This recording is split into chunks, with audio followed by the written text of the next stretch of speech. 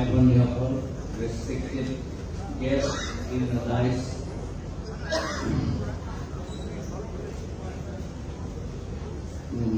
BJP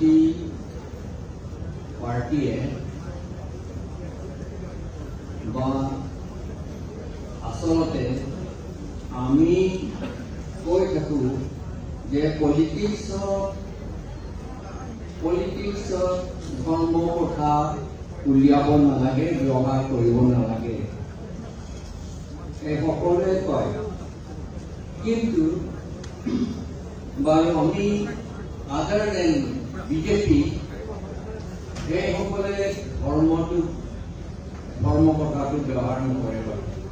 কিন্তু BJP সকলে ধৰ্ম কথা কৈহে, ধৰ্ম কথা ব্যৱহাৰ কৰিহে ইলেকশ্যনটো জিকি থাকে। আমি অসমত NRC কথা বহুত আমি বুজিলো, NRC কথা লৈ পেলাই মানুহ মৰিলে 5-6 জন মান। কিন্তু যেতিয়া 3 মাহ পাছত যেতিয়া এইটো আন্দোলন NRC আন্দোলন মানুহ 6 জন মৰাৰ পাছত 3-4 মাহ পাছত যেতিয়া ইলেকশ্যন হৈ গ'ল, আমাৰ গোটেই মানুহে বিজেপিকে আকৌ দিলে ভোটটো।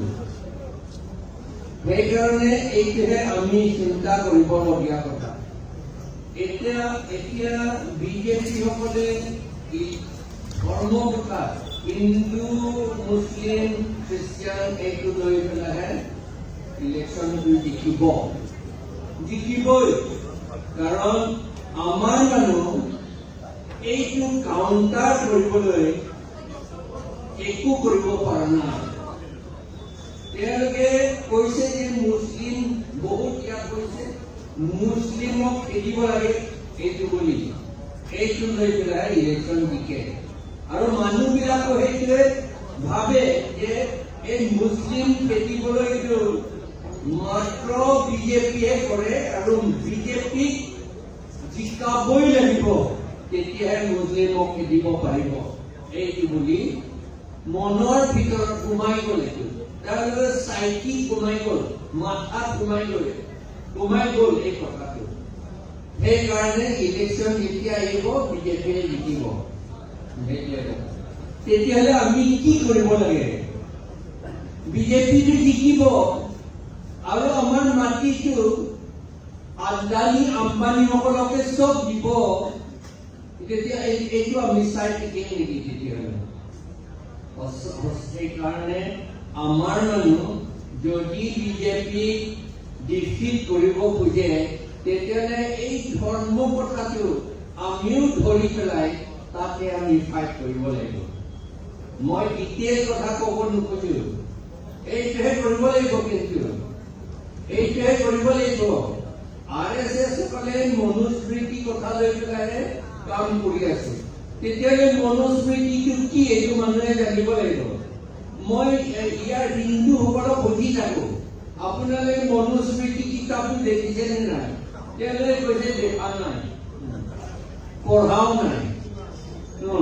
তেতিয়াহ'লে কিয় ফাইট কৰি আছে? তেতিয়াহ'লে কিয় ডিবেট কৰি, কিয় তৰ্ক কৰি আছে? যদি কিতাপো দেখা নাই, পঢ়াও নাই, কিয় ডিবেট কৰে, কিয় তৰ্ক কৰে? মিছামিছি। সেইকাৰণে মই অনুৰোধ কৰিছো সকলোৱে, যদি এই বিজেপি এগেইনষ্টত ফাইট কৰিব খোজে, মনুস্মৃতিটো পঢ়ক। মোৰ লগত দুটা কপি আছে, ৰিচাৰ্চ কৰা, ৰিচাৰ্চাৰে লিখা, সংস্কৃতৰ পৰা ইংলিছলৈ ট্ৰান্সলেট কৰা, সেইটো আছে। আৰু এইটো যিটো মনুস্মৃতি আজিকালি পাব্লিছ কৰে, ইয়াত বোধহয় মনুস্মৃতিটো ইয়াত নগাঁৱত নাপাব। বুক ষ্টলত পায় নে নাপায়? নাপায়। গুৱাহাটীতো নাপায়। তেতিয়াহ'লে ক'ৰ পৰা কিনিব লাগিব? দিল্লীতহে পায় মাত্ৰ, পুনেত পায়। মই পুনেৰ পৰা আনিলো। সেইটো মতেহে চলিছে নহয়। মনুস্মৃতি কৰি পেলাই কাম কৰিছে বিজেপি। তেতিয়াহ'লে বিজেপি কেনেকৈ কাম কৰিছে সেইটো আগতে আমিও জানিব লাগিব, তেতিয়াহ'লে আমি ফাইট কৰিব পাৰিম। আৰু যদি ফাইট কৰিব নোৱাৰে বিজেপি, তেতিয়াহ'লে আমাৰ অসমটো নাথাকে। কেনেকৈ থাকিব?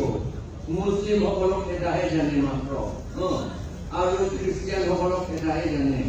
আৰু খ্ৰীষ্টিয়ান কি মুছলিম কি সেইটোৱে নুবুজে, হিন্দু কি সেইটোও নুবুজে। কেনেকৈ কথা আৰু খেদিব আৰু দিন কৰিব, হিংসা কৰিব। সেইকাৰণে যদি হিংসা কৰিব খোজে আগতে জানি লওক মুছলিম কি বস্তু, আগতে জানি লওক খ্ৰীষ্টিয়ান কি বস্তু, আগতে জানি লওক হিন্দু কি বস্তু, মনুস্মৃতি কি বস্তু জানি লওক, ভগৱত গীতাত কি লিখিছে সেইটো জানি লওক। ভগৱত গীতা 8 অধ্যায় 13 শ্লোক নম্বৰ 13 তাত কি লিখা আছে? মনুস্মৃতি লেকচাৰ 8 ভাৰ্ছ 414 কি লিখা আছে? 413 কি লিখা আছে? 417 কি লিখা আছে? 422 কি লিখা আছে? এইটো জানি লওক আগতে। নাজানাকৈ দিন কৰি থাকে, এই কৰি থাকে আৰু সেইটোৰ ওপৰতে ইলেকশ্যন ফাইট কৰে, এইটো কাম নাই।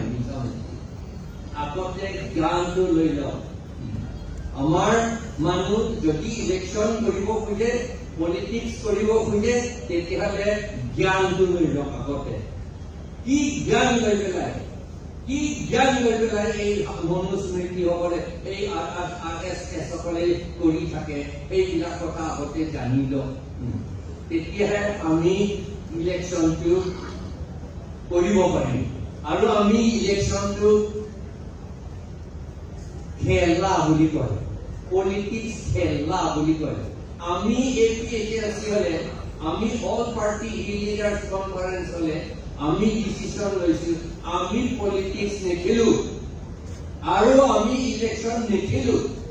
আমি পলিটিক্স কৰিম আৰু ইলেকশ্যন কৰিম, নেখেলো আমি। এইটো খেলা বস্তু নহয়, সেইটো বুজিব লাগিব। খেলা বস্তু নহয় এইটো। মানুহে জীয়াই থাকিবলৈ এইটোৰ ওপৰতহে নিৰ্ভৰ, পলিটিক্স আৰু ইলেকশ্যনৰ ওপৰতে। কাৰণ এইটো ডেমক্ৰেটিক কাণ্ট্ৰি। সেইকাৰণে ডেমক্ৰেটিক বুলি ক'লে আপুনি ইলেকশ্যন নকৰিলেতো উপায় নাই। সেইকাৰণে আপুনি কি ইলেকশ্যন কেনেকৈ কৰিব, পলিটিক্স কেনেকৈ কৰিব আৰু কিহৰ ওপৰতে এই RSS BJP সকলে কৰে, সেইটো আগতে জানি লওক। তাৰ ওপৰতে আমি ইলেকশ্যন আৰু পলিটিক্স কৰিম। নকৰিলে আমি সেইটো জিকিব নোৱাৰিম, আমি জীয়াই থাকিব নোৱাৰো। এই কথা কৈ মোৰ কথাখিনি ইমানতে সামৰিম। ধন্যবাদ।